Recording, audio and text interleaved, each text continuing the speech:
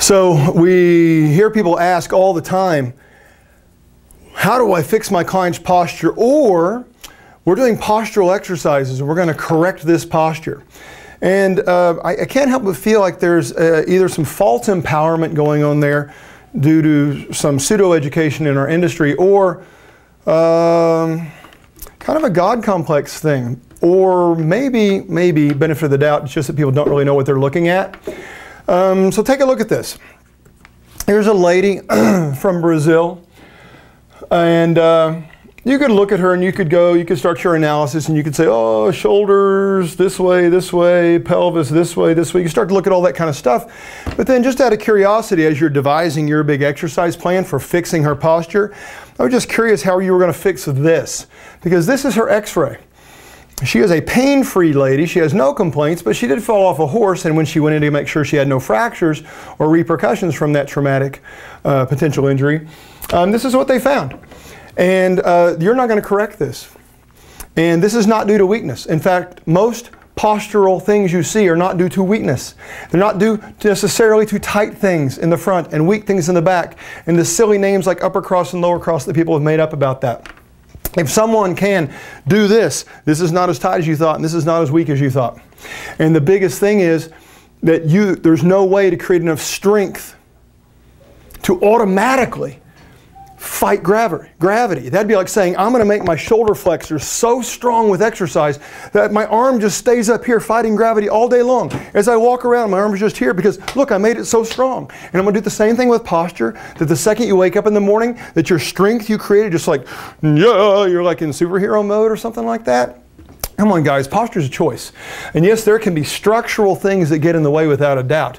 And yes, if someone's absolutely weak, then they're going to have to fight a lot, including gravity and their structure, and orchestrated tightness protections and all kinds of things that are supposed to be inside of there. But we have got to chill out and think we're going to make everybody look the same, or we're going to match this external thing.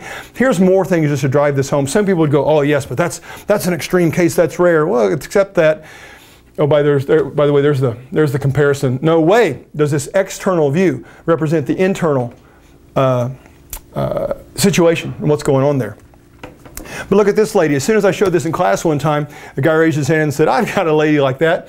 And if you look at her, she's actually chosen clothing quite well, because she's got great vertical stripes and perfect fitting clothes to hide everything, including her adipose tissue. People look over here and go, this lady in this x-ray has a little more adipose tissue on her, and I'm going, that's the same lady.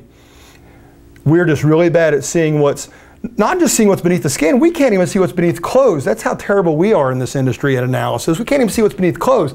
That is the same lady. You're not fixing this. You're not going to do it. Respect it is the best thing you can do. What are other situations we find inside the body? Well, there are countless, guys. Take a look at these two different upper femurs. The lengths of the necks are different. The thickness is different. The half of a sphere versus 2/3 of a sphere would totally change the available abduction that each of these two individuals would have.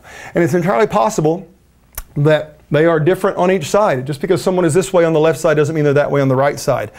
How common is that? Pretty common. If you've seen enough cadavers, you've started to recognize this thing. Here are totally different angles. Angles themselves, which are going to totally affect, again, something like ab and adduction, as well as a variety of other planes of influence. This guy doesn't seem to understand that. I love this guy, Mr. Russian Flexibility. You add Russian in front of anything and it's just like it's really cool, right? And must be super high tech. This dude says if you can do this, nothing stops you from doing the nothing stops you from doing the splits.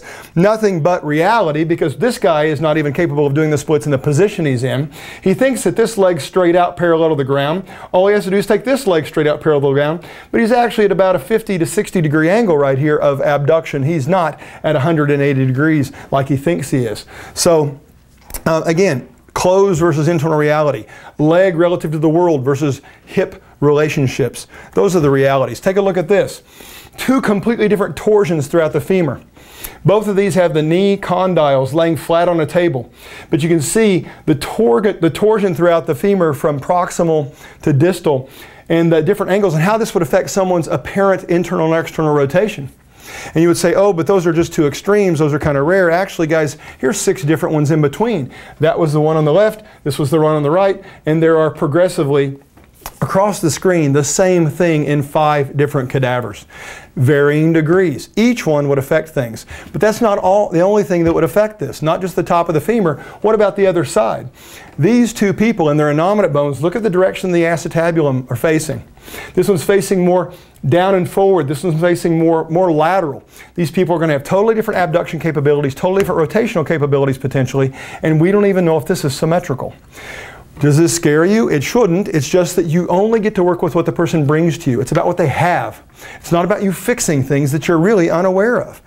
Take a look at this picture. Now this picture is a little disturbing to me. There's a little parallax error problem, meaning your angle of sight as they took these pictures with the same camera from the same place, it's slightly askew, and I'm very well aware of that. But I also want you to recognize again, the direction that the acetabulum are facing and how that would change these 2 individuals' opportunity for hip motion. And even the amount of in-flare and out-flare here that could be structurally influenced. So if you're sitting there taking one of these highfalutin alignment courses and you're looking at, oh, you've got this and you've got that in the SI and your pubis and your, yeah, how much of it's structure? How much of it's structure? How much of it is exactly the way you're supposed to be? And your body has spent your entire life orchestrating your motor recruitment solutions around this internal reality. One of the biggest mistakes you can make is forcing symmetry. Humans are not symmetrical. In varying degrees, we are asymmetrical, and our bodies spend every day of our developmental years and thereafter creating motor recruitment solutions around that. Your body knows more about what's going on inside of you than we do in the fitness industry, trying to make perfect external lines without knowing anything about the inside. Here, take a look at this one.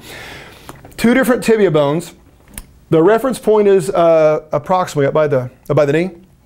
So those knees are aligned with each other. To allow us to see the torsion that's created in different directions here, this is the lateral side of each. This person's foot would actually be pointing inward relative to their knee. This person's foot would be pointed outward relative to their knee. And it would have nothing to do with their knee. And I see all the time people saying, well, we got to fix knee alignment by looking at the foot. Monster mistake, folks. Whoever told you that, you need to get your money back. Because right here, this person's knee is perfectly aligned, because the knee is about the bones that create the knee. It's about the condyles, it's about the tibial plateau, it's about the alignment of the patella, as the patellofemoral joint relates to it. This foot pointing off could have a variety of reasons. In fact, this is a great example of a torsion throughout the structure, the tibia itself. This person's knee is perfectly aligned. Don't confuse directions the foot is pointing with what's going on in the knee. It's a monstrous mistake made in the rehab world, made by physicians, and made all throughout the exercise professional world.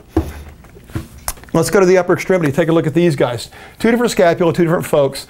But look how the acromion comes back, or the spine of the scapula is more posterior, with the acromion being a little more posterior on this guy. This guy has his spine much more superior and the acromion coming over the top. This guy has very different influences in abduction of the glenohumeral joint than this guy does. However, this guy has very different posterior influences for stability, as you'll recognize that the plane of his glenoid is entirely different than this guy's plane of the glenoid. So this guy is more open to things like posterior dislocations. So I'm not saying he's going to have one. I'm just saying these 2 structures, 2 very different shoulders, 2 very different sets of expectations from these individual clients. Another set of scapula. Giant long acromion coming out with major influences on this glenohumeral joint and the little space in between there, which is a great opportunity for impingement of things like the tendon for the supraspinatus, the long head of the bicep, and friends. And over here, we've got a really short acromion, lots of space, opportunity for impingement dramatically reduced. These people should do the same thing. They should do the same exercises. They should have the same range of motion. It's a fantasy world we're living in, folks, if we keep thinking that way. And we're doing our clients a disservice by not understanding that what they bring to us is what we need to respect. Stop trying to correct things you don't understand. So look, here's a couple different scapula as well. And we see, again, very different acromion and very different influences in that potential joint space, as well as different surface areas, which provide very different opportunities for compressive forces to be dispersed across a big surface area or not. So many things inside that influence what we do. Take a look at these 2 bones, these 2 upper arm bones, humerus bones. The reference point is the axis through the elbow on each. And what you've got here is a torsion that's created throughout. And you'll notice that this guy's bicipital groove is off at about a 45-ish to 50-ish degree angle. This guy's bicipital groove is almost vertical in comparison to his elbow. These 2 guys will display very different results on an internal and external rotation examination. They are likely to have very different influences, even in terms of their ability to participate in various activities, including things like pitching. So one of these guys might be predisposed to be structurally more tolerant of pitching than the other. And so it's not all about training. It's not all about your sports performance activities. They walk in with these things, folks. What can go wrong in shoulders besides just these are normal structural differences, normal variances. And then there are some that developed over time. These are osteophytes. The world calls them bone spurs. This shoulder was about 2002. It is unencumbered. It's perfectly normal anatomy. 8 years later, 2010, this shoulder has, as you can see, this little change in bone down here, this bone growth, often associated with arthritis, often associated with structural instability, ligamentous instability, passive instability, we might call it. And this is deceiving because if we were to see the full three-dimensional set of x-rays, it's not just poking out the bottom. It's actually like an Abraham Lincoln beard with the sideburns coming up on the front and on the back. So it kind of influences in a lot of different ways, okay? You like the Abraham Lincoln thing, don't you? Take a look at this guy, totally different guy. This is his left shoulder, and it is completely closed down when he's down here with his arm by his side. There is nothing left. There's no place to go. And you're going to stretch this and make it better. Guys, you got to rethink the imposition of range. It's about what they bring to you that you get to work with. Here's his other shoulder, by the way, with absolutely nothing going on in it, at least not structurally that we can see. So yeah, from left to right, this guy's going to be very asymmetrical. And if you're involved in activities where you're assessing muscular ability, meaning you're assessing the contractile ability at the lowest levels with something like muscle activation techniques or the like, these guys, you're never going to develop symmetry. It's about integrity. How much integrity can you create there? And it's not going to be symmetrical exercise. What if it's not a big deal? What if it's not all these big bony changes? Here's the beginning of bony change. And this may be difficult to see, but this is an acromioclavicular joint, an AC joint you probably heard of. This is the end of the acromion, end of the clavicle. And right here is a white shadow, if you will, that upon arthroscopic biopsy was found to be kind of the consistency of toothpaste. It wasn't solid yet. In essence, it was calcium preparing over time through the influence of force to become bone. And it was already, though, even at this current relatively non-solid consistency, was still impairing the AC joint's ability to do the floating and movement that it should do. So you don't even have to have things going on that show up dramatically on x-ray. People are hidden with little time bombs throughout their whole body based on the things they've done to themselves and DNA. So here's your client. He walks in, and these are his knees, and this is his 350 pounds. And yes, if you're prone to malpractice, like the trainers on The Biggest Loser, you're probably going to have this guy start with plyometrics and other calorie-burning things, especially ones that are good for television, that NBC likes for ratings. But if we were doing the proper things for this guy, his workout would be pretty darn boring, because our #1 job would be creating intra-joint integrity and having him do things that are good for him based upon his structure, his variances, and the things he brings to the table, the things he has and doesn't have in terms of the ability to generate contraction and the ability to control. And as soon as we start bouncing around, as soon as we start worrying about heart rate first and calories first, we start creating force-based problems on people that are ill prepared for such. Definition of malpractice.